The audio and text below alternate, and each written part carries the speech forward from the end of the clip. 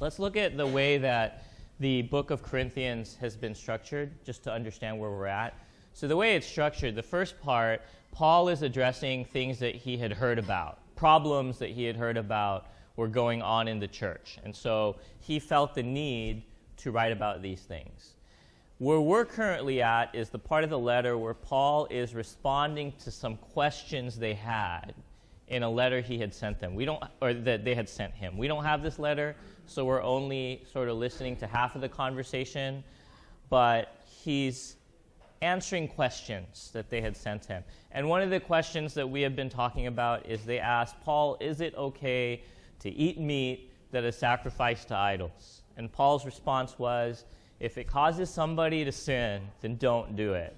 Right? But then what's interesting, and we saw last week, is even though they had this question about is it okay to eat meat, Paul brings their attention to this much bigger issue of the gospel. And it's almost like, this is kind of how I picture it, I almost feel like Paul has had it with their stupid little questions, right? They want to know, is it okay to do this? Is it okay to do that? And it's almost like Paul has just snapped, and he's like, you guys want to talk about meat. I want to talk about the gospel. And that almost cancels out any of the petty little questions they have. And he's almost like saying, you're so worried about how your choices are affecting your freedom. Let's talk about how your choices are affecting your ability to spread the gospel. Like he's just had it with their silly little questions, right? I kind of compare it to whenever couples argue. And it seems like such a little minor argument, you know? And then all of a sudden, it turns into this much bigger issue. And you kind of get shocked. You're like, okay, honey, I'll wash the dishes next time. And then they're like, no, it's not about the dishes. You don't love me anymore. And it's this much bigger issue than you thought at the surface. And Paul is saying, you guys are so worried about meat. Let's talk about the gospel. And then he used his life as an example last week to show them, here's what it can look like if you lay down your rights and your freedoms. Here's the opportunities that God can give you if you lay down your rights for the sake of the gospel. Because Paul fully deserved to be supported by the church. He fully deserved financial support. But he's saying, I'm not going to do that for the sake of the gospel.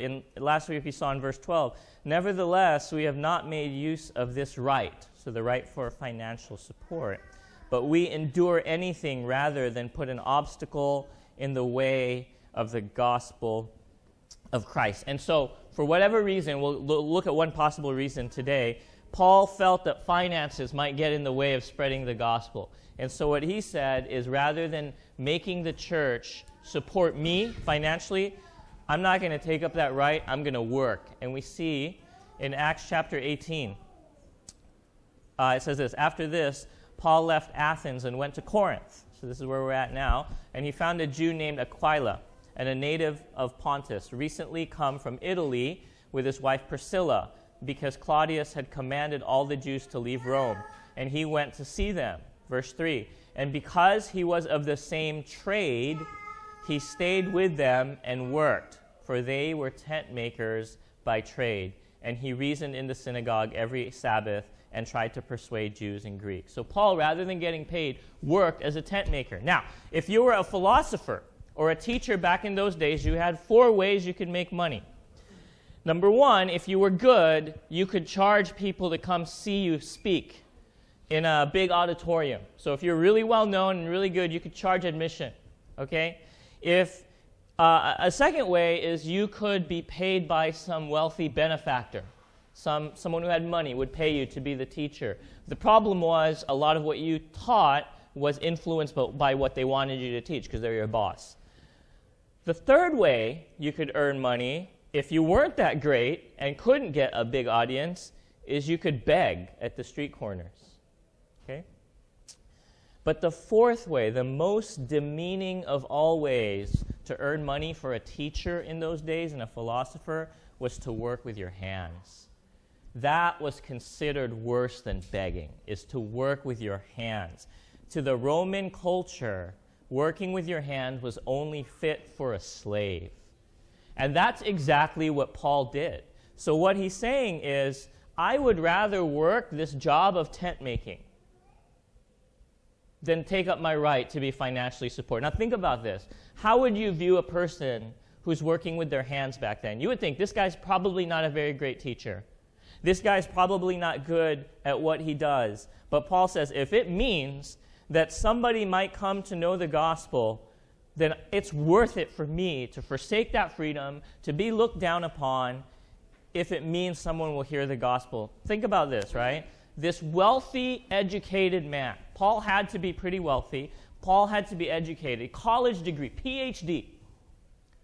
Chooses, instead of getting what's rightfully his, to spend all day in the hot sun working with his hands building tents. Now, I don't know how easy that is to build tents, but I'm assuming it's quite labor intensive. He spends all day in the hot sun working, being ridiculed, so that he could then, when he has some free time, preach the gospel at a church that wouldn't be financially burdened by him. That's quite remarkable. Picture us who are well educated, for the most part. No, I think all of us are pretty well educated.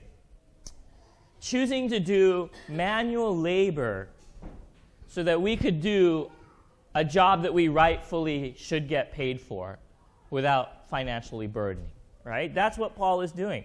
He is so single-mindedly about the gospel that he's willing to do that. And he calls himself, in the verse that we're looking at, he even calls himself a servant, a slave. Here, so let's look at verse 19. Here's what it says. For though I am free from all, I have made myself a servant to all, that I might win more of them. To the Jews I became a Jew in order to win the Jews. To those under the law I became as one under the law, though not being myself under the law, that I might win those under the law. To those outside the law I became as one outside the law, not being outside the law of God, but under the law of Christ, that I might win those outside the law. To the weak I became weak, that I might win the weak. I have become all things to all people, that by all means I might save some. I do it all for the sake of the gospel, that I may share with them in its blessing. So I have one point this morning, and it's this. Spreading the gospel needs to be intentional and purposeful. Spreading the gospel needs to be intentional and purposeful. It can't just be wishful thinking. We can't just hope that we're spreading the gospel. We can't just wish that somehow miraculously people would come to know the gospel by just looking at us. Spreading the gospel needs to be intentional and purposeful. And what we see in Paul's life is he has this single-minded passion that he's all about the gospel. He is all about sharing God's word. But what he's going to do is he's going to couple that passion with a strategy.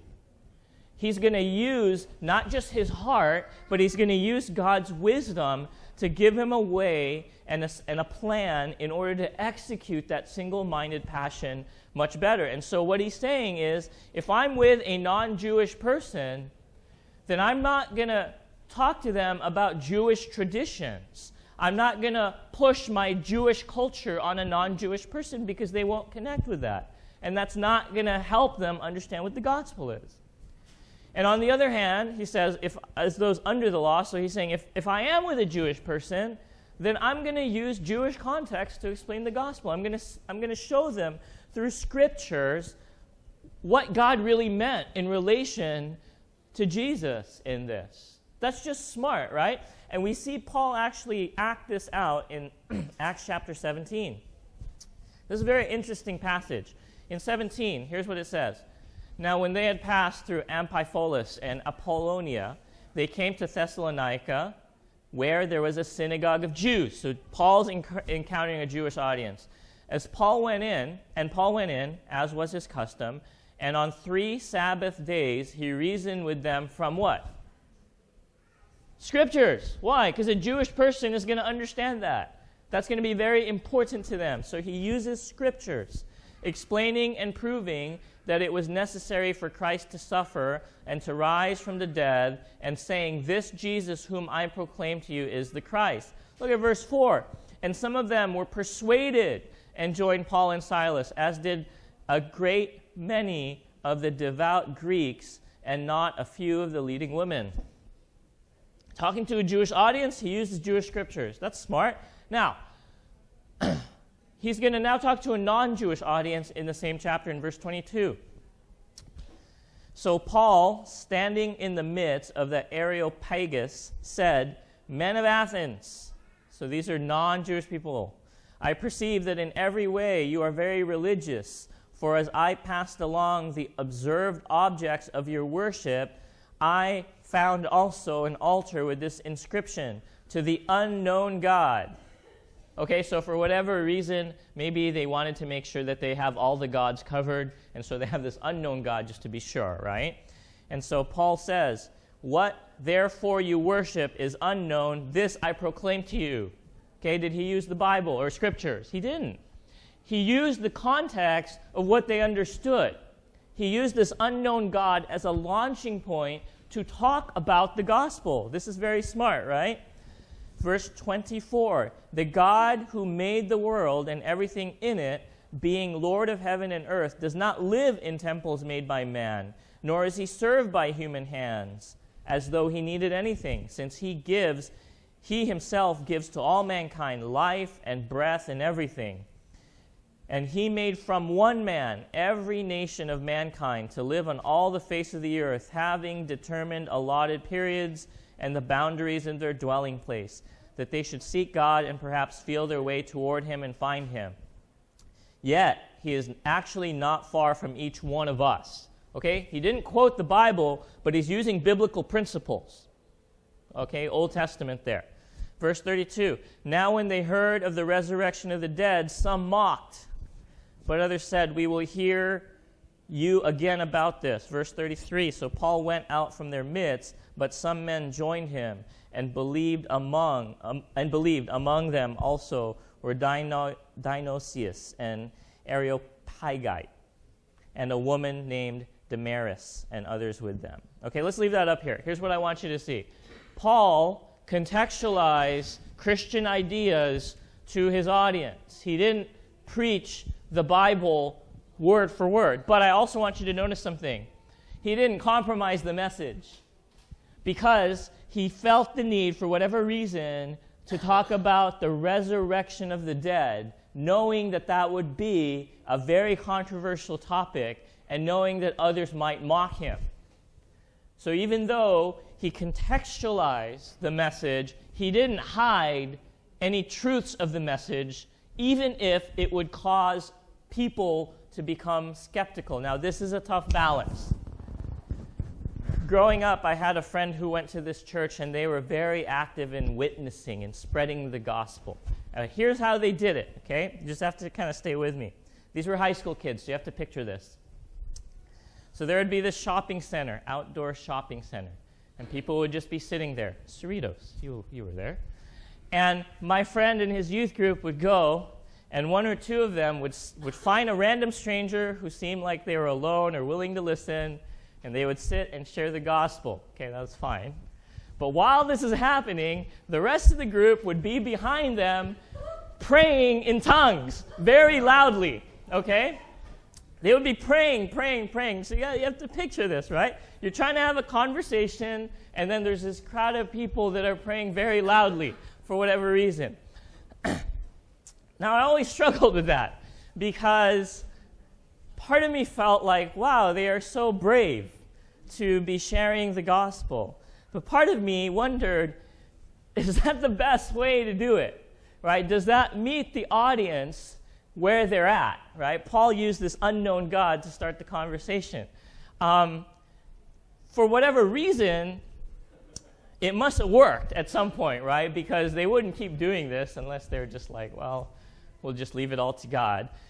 It must have worked, but I still don't know. I don't have an answer for you. I just want to point out that sometimes we maybe need to question whether our way of giving the message is meeting the audience. And so Paul, he's saying, I'm not going to hold on to this Jewish culture if I'm talking to non-Jewish people, or this Gentile culture. That doesn't matter to me, which is kind of crazy because Paul, who lived his whole life studying Judaism and persecuting those who were going against its teachings, all of a sudden is putting that aside because he understands that maybe some of those things that he maybe held dearly onto is a non-essential and will just cause a barrier to the conversation.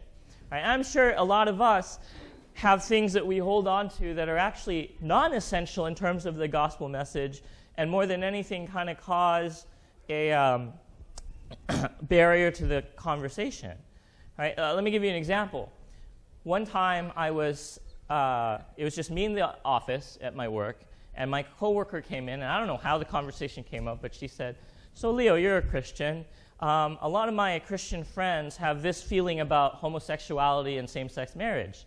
What do you think?" Right? And right then, I was like, okay, this can take a lot of wisdom because this is a very big issue at the moment, but it's also an issue that can be very divisive, right? It can take away from the message. So all of a sudden, whenever you bring this topic up, people aren't focusing on the fact that God loves them and God died for them and God has a plan for them. People don't focus on that. People focus on the fact that what? Christians feel a certain way about homosexuality. And so I don't remember what I said, but I'm pretty sure I kind of just tiptoed around it because it was one of those situations where I was kind of torn, right? It's like this, where, yeah, maybe it will be mocked, but it is part of certain belief system that we have, but at the same time it does detract from the message. So I don't have a good answer for that situation, but I just want to point out that we're going to encounter these moments where we're going to have to make a choice between meeting our audience and holding on to what we believe and how that interacts with our actual message. And it's not always clean, and it can be messy, right? And so I leave you with a very unanswered illustration there. Okay, but I want to focus on one verse in the passage we looked at, and that's verse 22. It says, "To the weak I became weak that I might win the weak. I have become all things to all people, that by all means I might save some." I want to focus on two words. First word is all. Turn to your neighbor and say all. I want us to just notice that Paul doesn't discriminate who he shares the gospel with. He doesn't just share the gospel with people that he can relate to. He doesn't just share the gospel with people that he feels comfortable talking to. He doesn't just share the gospel with people who have some sort of shared history with him and that are in his same ethnic group. He says all people. And the truth is, whoever God brings his way, Paul is willing and cares enough to share the gospel with us. And the reason I bring this up is because for me, that's very difficult, right? Because there are some people that God brings into my sphere of influence that I just don't really connect with. And if I were to be honest, there are some people within my sphere of influence that I would even say, oh, they'll never get into this conversation. And I don't say it, but I label them as hopeless because I just feel like I can't connect with them in that way. Like it's somebody else's job. You know what I mean? Like someone else will come along, I'll just pray for that person, and they'll get to share the gospel with them. But I feel like I can't. But Paul says, no, all people. People who maybe when you meet them really offend you.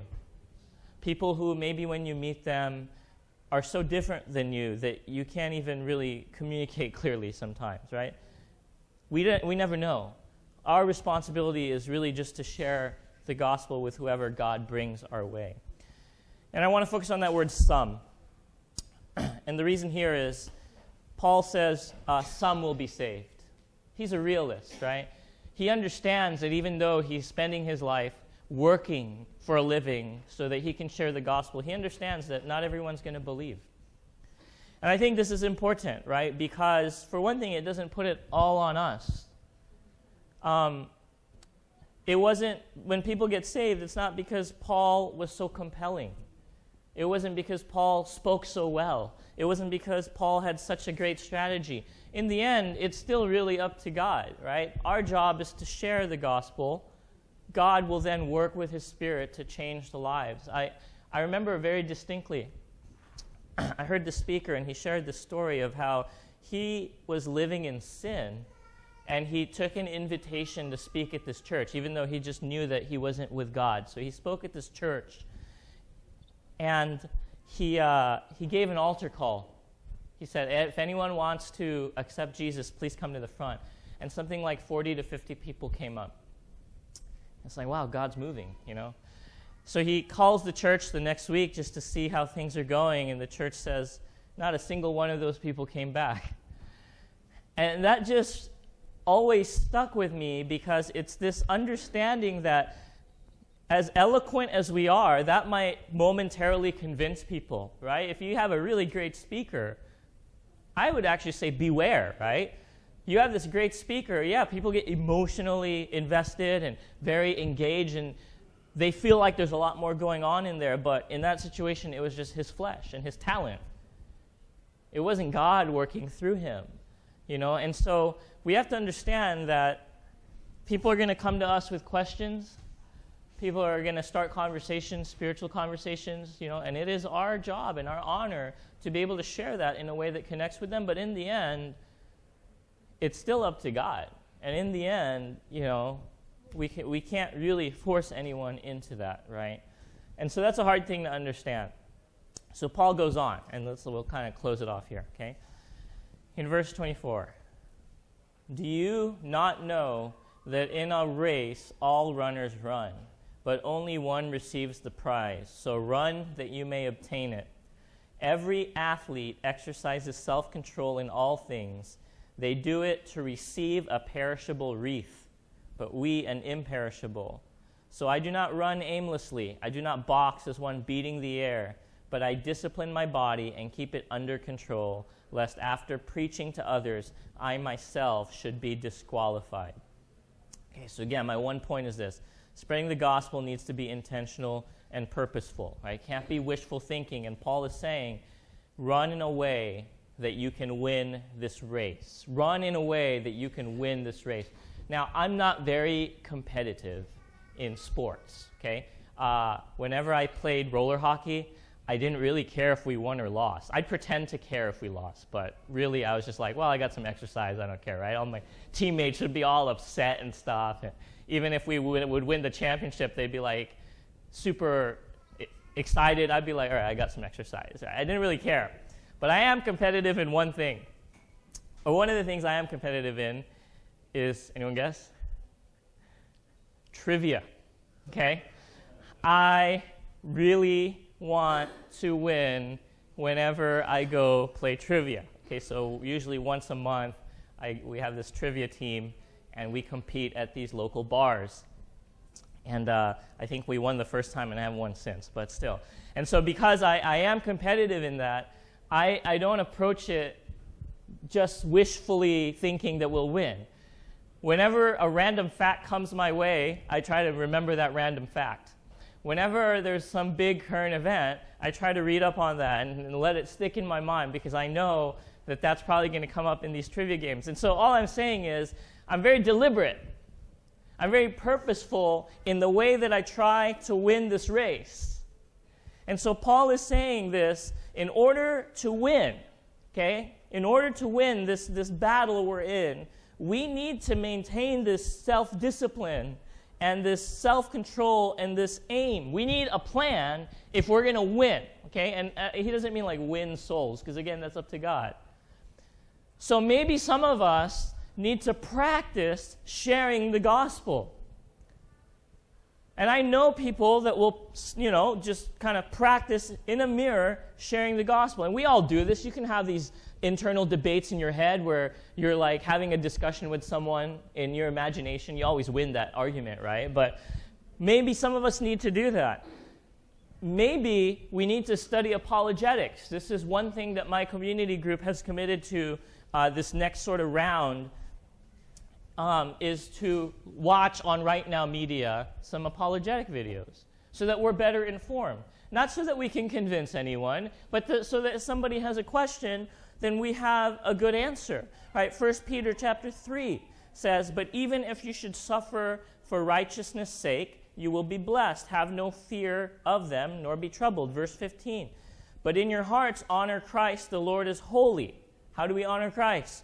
Always being prepared to make a defense to anyone who asks you for a reason for the hope that is in you.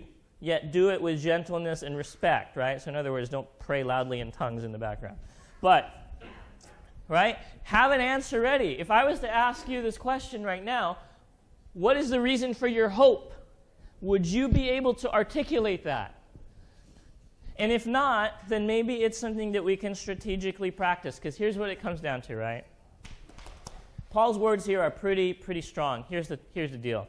If you're not in it to win it, why are you in the competition? Right?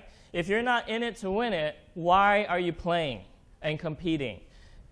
The games that Paul is talking about, these races, this boxing, these things that obviously allude to the Olympics, it's not so people can go and have fun.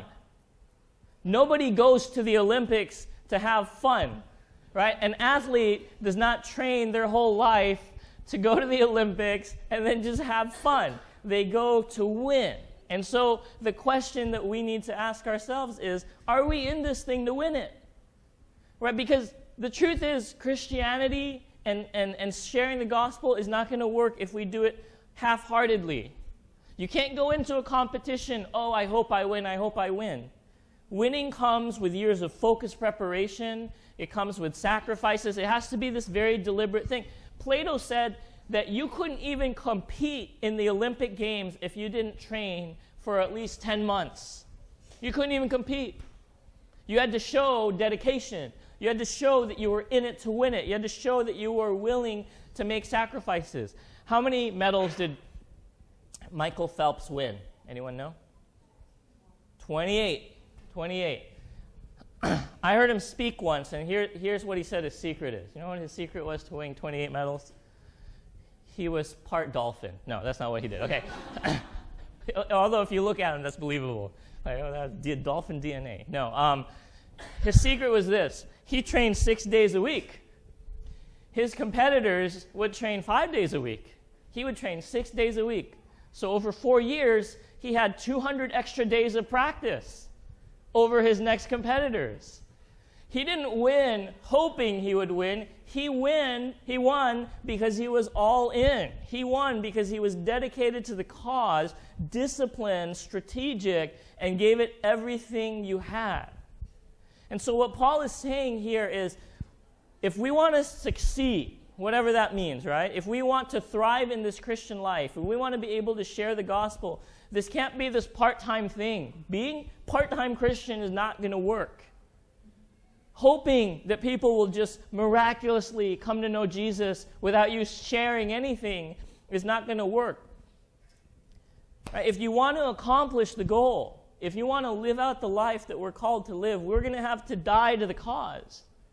Because, here's what I realized. Sharing the gospel, those opportunities don't always come when we're ready for them, and they don't always come when we feel like sharing the gospel. You know what I mean?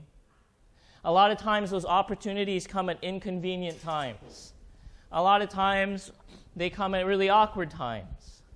And so we have to be willing to say, I'm going to give up my rights. That right now, God, I just want to rest and relax. Right now, God, I just want to avoid awkward situations. Right now, God, I just want to preserve my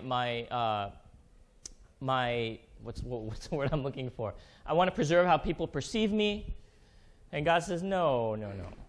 This is my time. And right now, I'm opening up an opportunity for you to make the sacrifice, to be all in, and commit to the cause. The gospel, sharing the gospel, is going to have to be intentional and purposeful. It can't just be wishful. Can I get the music team up here? And can we close our eyes? And here's the question. Often when I preach, I end with a question just to get us reflecting. And so it's not just about what I say, but what God wants to say to you through this time. So the question I just have is, are you in it to win it? Are you all in?